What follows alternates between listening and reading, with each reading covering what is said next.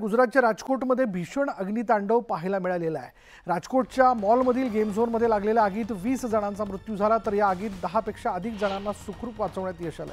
राजकोटच्या TRP मॉलमधील game झोनमध्ये ही आग लागली।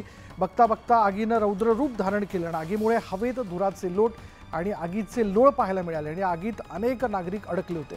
या आगीत गेम झोन जळून खाक झालाय। मुख्यमंत्री भूपेंद्र पटेल यांनी आगीच्या घटनेची दखल घेतली। जखमींना तात्काळ मदत आणि उपचारांची व्यवस्था करण्याचे निर्देश मुख्यमंत्री पटेल यांनी दिलेत। अद्याप या आगीचं कारण समजू शकलेलं नाही आणि आगी संदर्भात चौकशी करून दोषींवर कारवाई करण्यात येईल असं मुख्यमंत्र्यांनी स्पष्ट केलं। The rescue operations are on. The fire is under control. We are trying to retrieve as many bodies as possible. As of now, around 20 bodies have been recovered and they have been sent to the hospital for further investigation. अभी कितने लोग निकले उसका गिनती नहीं हुआ, चौकस हम नहीं कह सकते। अभी